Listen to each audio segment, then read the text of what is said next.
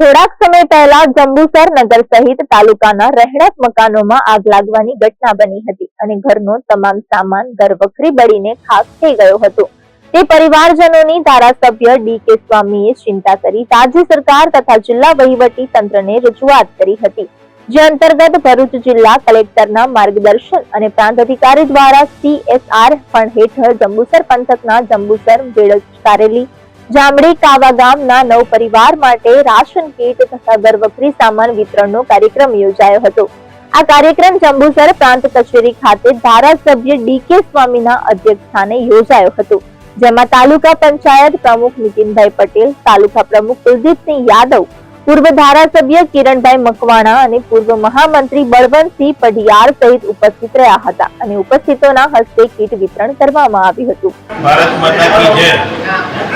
આજ રોજ જંબુસર પ્રાંત કચેરી ખાતે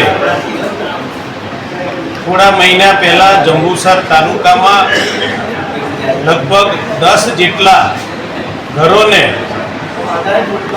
આગ લાગેલી અને એ આગના દરેક જગ્યાએ પરિસ્થિતિનો તાગ મેળવતા માનનીય પ્રાંત સાહેબ તેમજ જિલ્લાના કલેક્ટર સાહેબે નક્કી કરેલું કે આ પરિવારોને આપણે ફૂલ નહીં તો ફૂલની પાંખડીના ભાગરૂપે સરકાર દ્વારા અથવા તો CRS ફંડમાંથી આપણે મદદ કરીશું। કે ઘણા સમયથી આ પ્રક્રિયાની વાત ચાલી રહી હતી, પરંતુ આજના દિવસે પ્રાંત ઓફિસની કચેરીએ તમામ જે પરિવારો છે એમને લગભગ 25 થી 30 હજારની આજે કીટ આપવામાં આવી, જેમાં વાસણો છે, ઘરવખરી છે તેમજ કરિયાણાના તમામ વસ્તુઓ આજે આ પરિવારને આપીને કચેરી દ્વારા એક સરસ મજાનું જ્યારે કાર્યક્રમ કરવામાં આવ્યો છે, બદલ હું સરકારનો, માનનીય બેન શ્રી ગાંગુલીબેન તેમજ કલેક્ટર સાહેબનો હૃદયપૂર્વક ખૂબ આભાર વ્યક્ત કરું છું અને પરિવારોને જે નુકસાન થયું છે એને પણ હું ટૂંક સમયની અંદર હવે સરકારમાં રજૂઆત કરી છે, છતાંય પણ વિશેષ હજુ પણ